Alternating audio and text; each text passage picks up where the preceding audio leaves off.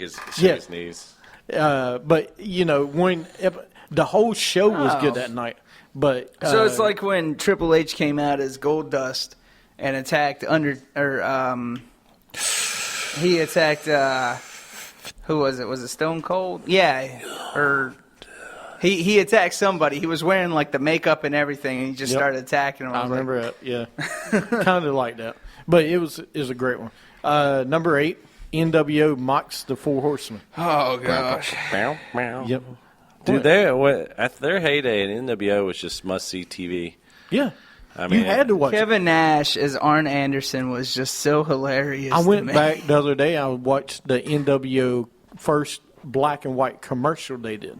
Yeah. Do you know how this is brought to you by the New World Order? To this day, that would still be one of the best commercials for. And did you I'm just saying. Did you even know that's not how it was supposed to go, though? Yeah, I know. Like the first, like he was making it like an old wrestling promo, and the guy's like, "Dude, I got this." The editor actually went and made it black and white, and he just cut it up. Oh no, it worked. It was awesome. Yeah, I mean, I've heard it. You've been watching all these documentaries. Oh my gosh, dude! These documentaries are like, dude, this is what I go to sleep to, man. Like, I love these documentaries. Please keep putting them on the network, WWE. But you got to remember they got a lot of heat over this too because they made fun of Arn Anderson. But the Four Horsemen in NWO in real life did not like each other at all. No. Hogan and Flair actually had a problem with each other, didn't they, during this time? It was a lot of, same thing with DX, it was the old school versus the new school. Yeah. But there was a lot because, they could go and do whatever they wanted, NWO, and other guys weren't, if they did something out of line, they get a talking to, but Hogan and all them wouldn't. Right. And there was a lot They were the big guys. Yeah, but there was they got the guaranteed contract. But that was a lot of controversy with Ric Flair because he's like, I've been here forever, and you're going to do that to me. Well, not just Flair, Sting too. So, Sting was mad about that, yeah. But the thing, with this, you got to remember this was shortly after, if I'm not mistaken, after DX mocked the Nation. So they kept on going back and forth. Yeah. WWE do something, WCW do something similar the next week. But yeah, next we had the last Nitro with Flair versus Sting and Shane McMahon by WCW. Is this number 7? That's number 7. All right. Because that was a big thing in history. Anytime Flair and Sting wrestled, it was a big match. Yeah. And they've wrestled so many times in WCW. The first Nitro they wrestled. I haven't got that far. No, but they did. I just realized that in the first Nitro they wrestled. So and that's very significant. That's the reason I said. That's the reason I put it in. Wow. I put this episode up there because the last one was a great. It had Sting and it had Booker T defending the WCW. Should have came out retro and stuff and do it that way. That would be cool. With the high school gymnasium song, yes. Man called Sting. Man called Sting. How was the last episode of Nitro? Did they give you a warning this is the last episode? They talked about it when they started on the air. This is it. Yeah, well, because Vince McMahon showed up and he goes, "What am I doing on WCW on TV?" On Turner broadcasting. That's the other reason this is so big. This was on both stations. I mean, it was not just on one. That was a big deal though because nobody knew it was going to happen. They didn't know what and then when Shane shows up, it was whoa, hey. And then they went to war, and at WrestleMania, decided all that. Yeah. Number 6 was, I'll tell you the number because somebody sent me the number. Nitro 126, in case you want to go back and watch it. July 29th, 1996, the NWO beats up the WCW. That's when. Oh, is that the number? Hold on. That's when they Jimmy Hart's on the ring. Yeah. Come with me. You got to come to the back. Guys. And then the best episode you ever see Rey Mysterio in, because he goes through a trailer. Well, no, not really. Threw him like a dart, man. And then they called the ambulance, and all of them get called because they really thought there was a gang war going on. Yeah, the reason at MGM Studios. The reason this is not higher higher in the rankings is, dude, no offense, but they took 30 minutes of looking at bodies on the ground. I'm like, wow. But it was boring. Like I told That's you. when I switched over to WWE. Like I told you, though, I don't think they knew. Because they didn't know that the police and the ambulance and the fire truck were going to get called. Because they even said they didn't call them. And one of the neighbors called them over by MGM Studios. I was like, okay, but this is real. this was when they first turned, and they had Hogan and all this. So this it was was a the statement. night right after Bash of the Beach, right? No, it wasn't. Oh, it wasn't? Bash of the Beach was July 6th. And when was this? This was July 29th. But it was just funny that Jimmy Hart interrupted the tag match. That was going on, and everybody had to go outside. They had no one else to do it. They had to get Jimmy Hart to do it out of it. He's spokesperson. Who you going to get, Mean Gene? Yeah. No, somebody's going to listen to him. Number 5, Medusa dumps the WWF Women's title in trash. Oof. Yeah, that's a big one. That was apparently in the wrestling world and business, from what I've all been hearing, is that was the most disrespectful thing you could ever do. It is, dude. Because they gave her the title. Yeah. Well, no, but she didn't want to do that. That was all Eric Bischoff. She still did it. Yeah, though. Eric told her to bring it over, but you, as a performer, you can still say no. Yeah. You don't have to do it. You're the one doing it. I tell you though, man, Eric Bischoff is a twisted man. He did a lot of stuff that made you really hate WCW. But you know what? He did when he started it. It was awesome. Yeah. But when he started when they started losing, and we'll talk about it later. It just went. It was over. He didn't have a chance. But he didn't want to admit it. He was just no, I'm not gonna. He's gonna keep trying. Yeah. He called out Vince McMahon to show up on TV and all that. So that was awful. Number 4, Eric Bischoff joins the NWO. No one expected that after Bischoff went through a table. When was this? Great American Bash. I'll have to get you the episode, but okay. Yeah. Number 3, we had Scott Hall debuts on Nitro. Oh my gosh! The first time he walked in. He was a beast. I mean, he was 6'7". It was so cool. I mean, he was. I remember watching. They used to have on ESPN AWA at midnight, AWA Classics. And they still have it. Oh, they do? And it showed it was a young Scott Hall, and I was like, dude, this guy is huge. You can watch that on network, too. Yeah.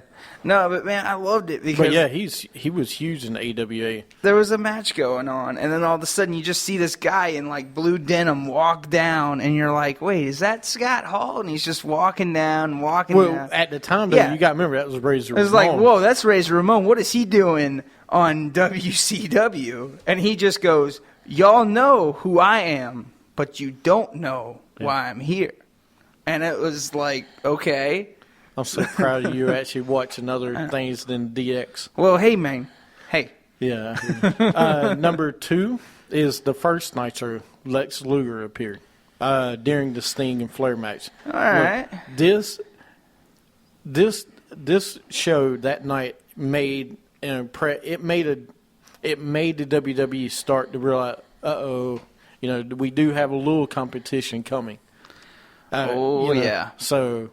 And it was in a mall. Come on. Hey, Pasta Mania, brother. Pasta Mania. Oh, my goodness. All right. Before you go on, I'm a little skeptical of what number 1 is. Let me tell you what number 1 is first before you say it's skeptical. Okay. I don't care what anybody says, and this is number 1. And I'm surprised. That's just him talking, not all of us. Okay. Tell me. I will argue the fact of this. But when Goldberg won the WCW belt against Hogan in Atlanta, Georgia, if you didn't watch that, everybody did, because the crowd was insane. It was in his hometown. It's almost like Punk winning Chicago. Who? It was Hogan and who? Hogan and Goldberg. Oh, yeah. The first time he won the belt, you remember? My God, in Atlanta. I mean, it's July 4th, I think, weekend. Well, also because the NWO had just run so much rampant over WCW, and WCW never had a victory And for Goldberg, at first it was awesome because you were like, oh my God, dude, he's getting a title shot, and you're like, and no he way. was undefeated still. Yeah, he was like 76-0 at that time or something, and you were like, no way are they going to give him the belt. And then they were throwing crap in the ring, like Shivani was going crazy, and they were just excited because WCW had the belt back, and they cleaned the belt right there in the ring, got the NWO off. I mean, it was pretty. I remember that. Not just that, but all that, but you also had. WWE has Stone Cold. To me, WCW had Goldberg. So you got, there's a lot of similarities that between the two. Yeah, he was that guy like, man, I can believe this guy being champ. I can believe this guy beating up everybody in NWO. Before that, you didn't think Flair or Sting would really do it. Yeah, not by themselves. But Goldberg, you have faith that he could clean the house by himself. He was that guy, just like Stone Cold. You put Stone Cold, you think. So that's the reason this episode is number one to me, because I'll never forget where I was at. I was at home watching it, but it was a great match. That was a big night for WCW, and it kind of like turned the tide with the NWO, because I think the Wolfpack kind of came around after that, and and then you liked the Wolfpack, but you hated the black and white. Mm-hmm. But that was I watched it too. That was big time. And then you had the LWO, and the BWO and all this. Oh my God! Oh, LWO, we had Latino World Order, man.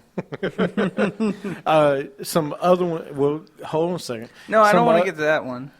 No, I'm gonna mention some other mention. Oh, okay. Some mentions, and then I'll let you share yours. Okay. Nitro '86, 2000, or October 23rd, 1995. The Dungeon of Doom introduced their insurance policy. All right. Stephen, this was yours. You want to put on top 10. The reason I didn't put this on the top 10, it was horrible. Right. It was a mummy wrapped up. Give me a second here. So please, you have a minute. Mike, all right. So I know you're like an old guy with, wrestling. You like the 80s stuff, right? So you liked Brutus, Beefcake, Barber, all that stuff. All right, that's the reason I like the Dungeon of Doom. They were all guys that were developed in the WWE. Well, that's different, though. They came over, and like that. This was, because my favorite was the thing that happened at Clash of Champions, where Hogan goes into the cave. I hated Sullivan. You hated him? Yeah. Why? I just didn't like him. I think he was underrated. I think Sullivan was underrated. He was a good wrestler, don't get me wrong, but he was your heel. I just never liked him. I just think as a heel he was good because you he's a good heel, like but to hate him. But I hated him just like I was supposed to. You said, listen, I love the Dungeon of Doom. I told you that. I put on this show before, I've said they're underrated. I put them as a sleeper because the Giant, this is where he first started. Even though he doesn't like to admit that. But Keith Sullivan? Huh? What was his first name again? Kevin. Kevin Sullivan. I want to say Keith. Yeah, Keith but this is where he really started, and I liked him. Yeah. So, but yeah, just that one Nitro was just bad. It's too gimmicky. Can I say though that I didn't know that was Brutus the Beef? Really? You didn't know that was Booty? Okay, first off, when you put him with like weird hair, Zodiac, and Zodiac, horrible. Yeah, that's like Shark. Well, and I love Kamala. It's just Kamala. Yeah, you didn't need to do anything with Kamala. Yeah.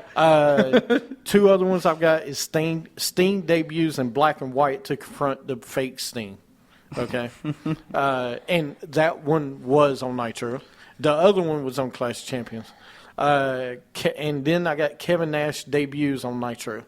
Do you guys have anything you would like to add to this top 10? Something you might like to move besides you, Steven? Well, I had the one with Lex Luger winning the belt on Nitro against Hollywood Hogan. It was 97, I think, end of 97.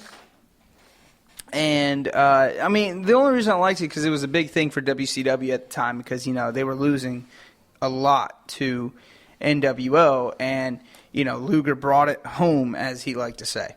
So, I'm not saying it was the best or anything. Maybe put it at 10. Okay. Okay. Anything? I always liked the ones from Spring Break with the pool Like, I love those, and I think one of the last ones was great. I forgot all about I love those, man. I thought they were really good. And toward the end, I think